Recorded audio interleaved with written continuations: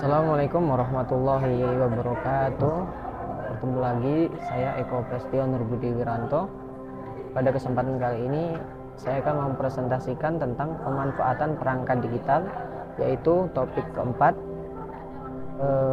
Video ini dibuat untuk memenuhi tugas ujian tengah semester mata kuliah teknologi baru dalam pengajaran dan pembelajaran. Baik, langsung saya mulai. Selanjutnya kita pindah ke layar laptop ya. Yang mana yang pertama tentang pemanfaatan perangkat digital ya. Yang pertama yaitu tujuan mempelajari mata kuliah ini, yaitu yang pertama menjelaskan strategi dan contoh penggunaan digital di dalam kelas.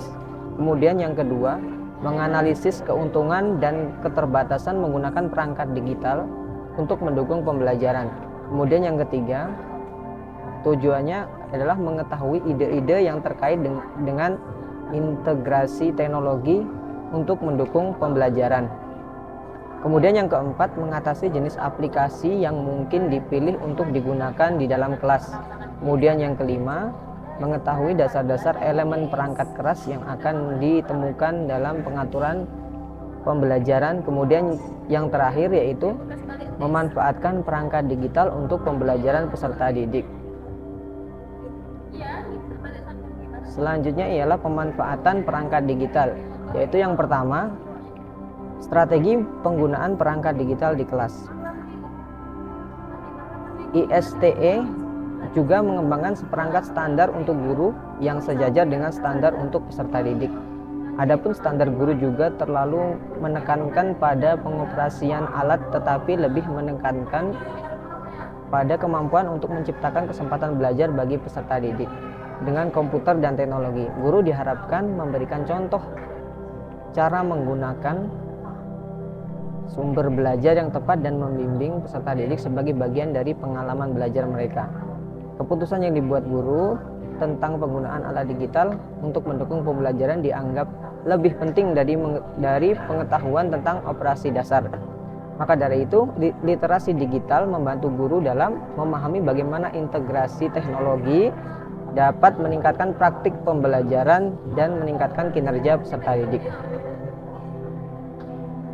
Adapun yang pertama yaitu desktop ke seluler ya. Ini salah satu teknologinya. Baru-baru ini karena teknologi telah berkembang menjadi perangkat yang lebih kecil dan lebih dapat diangkut. Komputer telah bergeser dari sesuatu yang dihubungkan dengan kabel ke sesuatu yang dapat dan mudah untuk dipindahkan di sekitar lokasi, baik di dalam maupun di luar kelas, dan dapat mengakses informasi secara nirkabel. Kemudian strategi dan pendekatan. Peserta didik dapat mengikuti tes di komputer atau perangkat seluler atau memasukkan informasi ke dalam e-portofolio pribadi. Peserta didik dapat menggunakan e-portofolio untuk mendemonstrasikan pembelajaran tertentu atau untuk katalog pekerjaan mereka dari waktu ke waktu untuk mencatat kemajuan pendidikan mereka.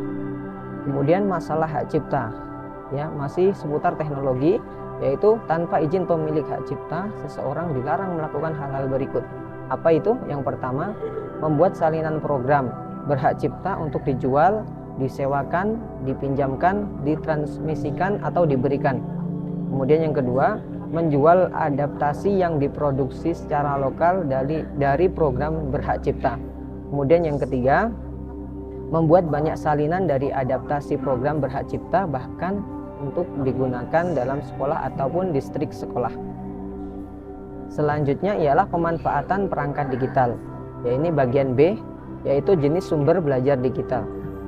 Sebagian besar peserta didik memiliki akses ke program pengolah data, pengolah kata untuk menghasilkan makalah dan tugas. Begitu juga peserta didik dapat membuat proyek multimedia, mengintegrasikan grafik, suara, video untuk mempresentasikan kepada teman sekelas ataupun kelompok lain. Seperti saat ini ya, sedang membuat video yang mana tujuannya bisa dilihat oleh semua orang. Kemudian perangkat lunak presentasi yang dapat dihubungkan ke proyektor memungkinkan peserta didik untuk berbagi dan berdiskusi tugas-tugas mereka. Pengolahan kata dan publikasi karya kalkulator dan spreadsheet, komunikasi berbasis teks, komunikasi berbasis audio dan video, grafis, presentasi, game, dan simulasi. Keuntungan menggunakan perangkat digital ada beberapa, yaitu yang pertama partisipasi, ya, bisa menjangkau banyak orang, individual, ya. Yang ketiga peserta didik berkebutuhan khusus, ya. Yang keempat monitoring, yang mudah dikontrol. Kemudian yang kelima manajemen informasi, dan yang keenam pengalaman multisensor. Kemudian poin D yaitu batasan menggunakan perangkat digital. Ada beberapa masalah yang terkait dengan penggunaan perangkat digital yang perlu dipertimbangkan. Saat berencana untuk mengintegrasikan teknologi ke dalam pelajaran, guru harus mempertimbangkan beberapa masalah, diantaranya yang pertama, hak cipta yang tadi sudah disinggung di awal. Kemudian di mana perangkat lunak dan informasi digital lainnya dapat dikopi tanpa izin telah menghambat beberapa penerbit komersial dan pengusaha swasta untuk memproduksi dan memasarkan perangkat lunak berkualitas tinggi. Kemudian yang kedua, harapan tinggi atau ekspektasi. Guru dan peserta didik mungkin memiliki harapan yang tidak realistis terhadap teknologi. Yang ketiga, kompleks. Program yang lebih maju mungkin sulit digunakan terutama untuk peserta didik membuat dan memproduksi karya karena memerlukan kemampuan untuk menggunakan keterampilan yang kompleks. Kemudian batasan yang terakhir, yang keempat, yaitu kurang terstruktur. Peserta didik dan preferensi belajarnya membutuhkan bimbingan yang lebih terstruktur, dapat menjadi frustasi. Karena apa? Peserta didik juga dapat membuat keputusan yang buruk tentang beberapa banyak informasi yang harus dijelajahi, ya.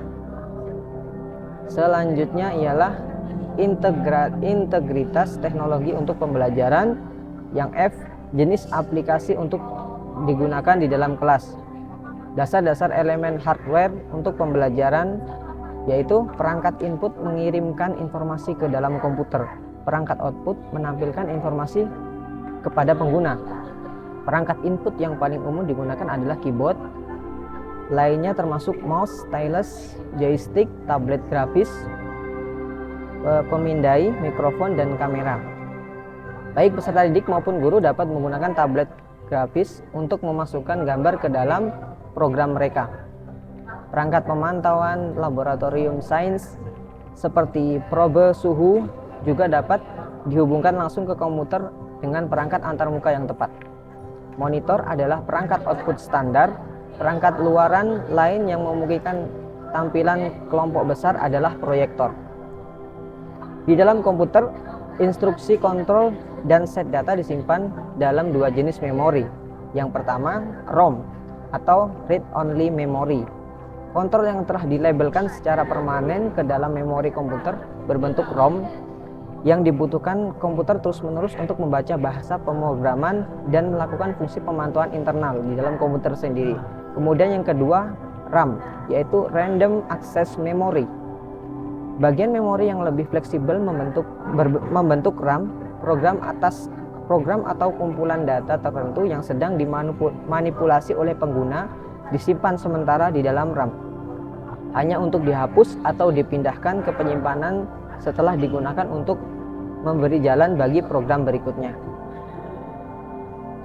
Selanjutnya, berikut ini 6 pelajaran penting untuk dijadikan sebagai pedoman dalam menggunakan teknologi untuk pembelajaran dan pengajaran, yaitu yang pertama, tidak ada teknologi yang dapat menjadi obat manjur untuk mengatasi pendidikan.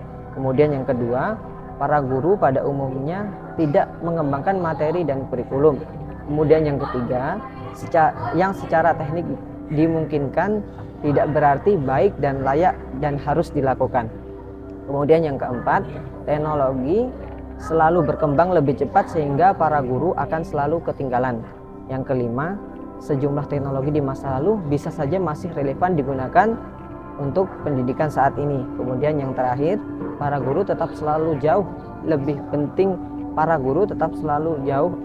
penting daripada teknologi itu sendiri, ya.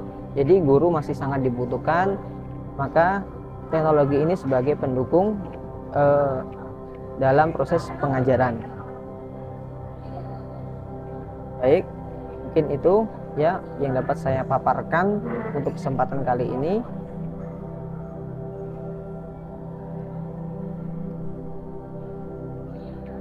Selanjutnya saya tutup ya presentasi pada kesempatan kali ini.